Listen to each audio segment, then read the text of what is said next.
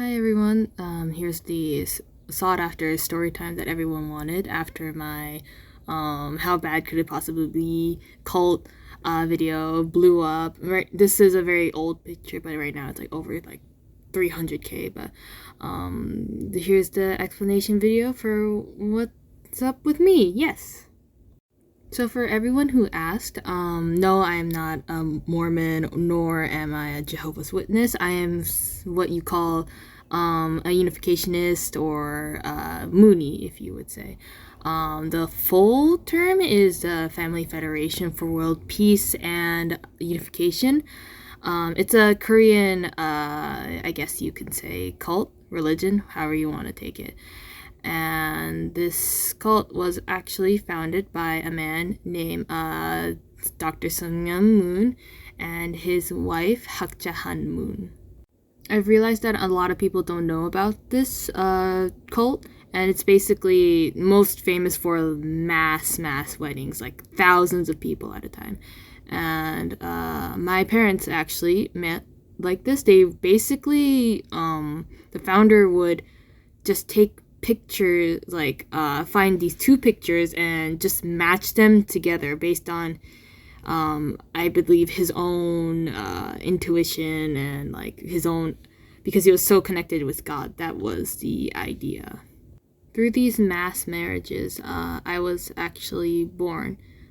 If my parents never met this way, I don't think I would have been born. So you could say that I was kind of born into this, yeah, along with my other siblings as well.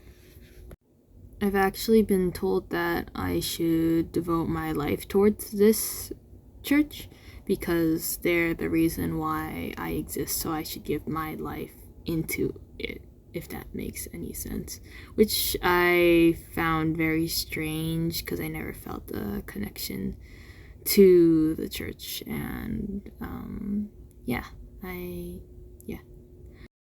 Oh, and people who were asking before about the church that worships God with the AR-15s, that is actually branched off from the church that I used to go to, which actually the founder of that church, the World Peace and Unification Sanctuary Church, is actually the founder is actually the son, one of the sons of Sung Moon.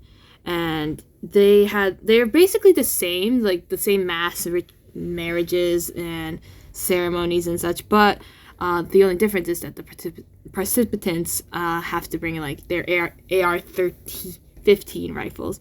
And the reason why they have these rifles is because there's a biblical verse of the iron rod, and they believe that this quote-unquote iron rod is a gun, therefore having all these guns around. Yes, I am not part of that one. A lot of people ask, and I'm like, no, I'm not. Don't worry, I'm okay. I'm not in that part of the church. Yes. So let me move on to how I found out that I lived my whole life in a cult, really. So I was a little kid, doing the regular Sunday school stuff, and my Sunday school teacher one day, he, I don't remember, but they were like, oh, don't ever search up our religion in the internet. There's only lies in there. Don't look at it. Don't even think about it. And me, being the absolute idiot I was like, yeah, that's totally not suspicious at all. It's totally fine. But then again, I was literally a child, so I can't really blame myself, really. Eventually, if you tell a kid not to do something, obviously they're gonna be like, hey, I'm gonna do it. So curiosity killed the cat, and I searched it up on my phone, and I realized the truth. So now I was like a teenager with the truth in my head, and I was constantly surrounded by people from the church who loved the church and probably didn't know what was going on or never really thought about questioning the church. And I was there, just sitting there, knowing all these things, and it made me extremely uncomfortable to be in the same place as everyone else in the church. Like, really, it was awful. I never told anyone what I found out, and I never wanted to. And people might ask, oh, why didn't you say it? People should know the truth. It's just an awful thing to be in. Why would you keep that quiet? And frankly, that's because I was scared. I deeply care about my family, even if they're very for the church and all that stuff, and maybe I can't relate to them anymore, but I knew that I eventually had to part ways with them one day soon. Now, I'm sure a lot of people were wondering why this story time took a long time, because before I promised that it will be like uploaded the very next day, and actually as of recording this video, a lot of changes have happened.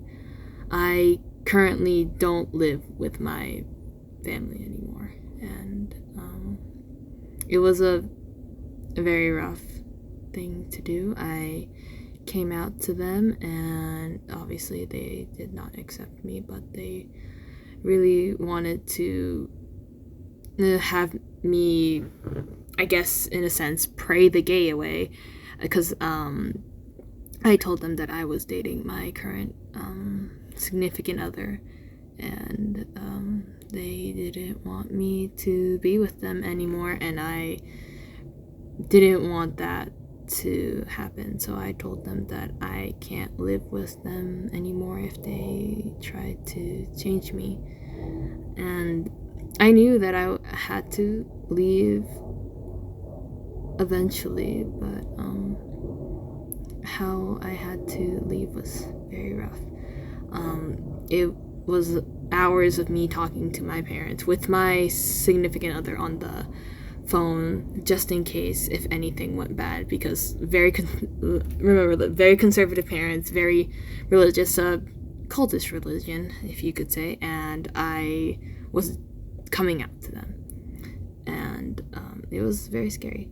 I talked to them for hours, and my mother did most of the talking, but she really did not like me being gay. And so I had to tell her that I'm going to leave. I already packed up my things, and I was determined to leave right then. She tried to stop me physically. She didn't hurt me, but she tried to like just push me back. But I just decided that my significant other, they came to my window. I threw down a backpack, and I went downstairs. They didn't know that I was gonna leave. My little sister, my youngest sister, she was down there, and she was just watching a video, and I just told her that I loved her, and I left. Currently, I live with my significant other's family, and they have been very, very kind to me, taking care of me and all, giving me a roof to stay under. I'm really grateful for them, and my house isn't too far from my family as well. I am in touch with my family. We text at least a couple times a day, and we always send each other's updates, like how are you, did you eat well, and such.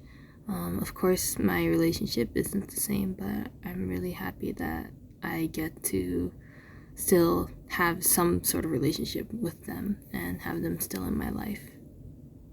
I plan on visiting my family on Father's Day, and I hope that everything goes well. Thank you for listening. I did this without a script, so it's a little scrambled. Thank you for everyone who was worried about me, and I hope you all stay safe. Bye.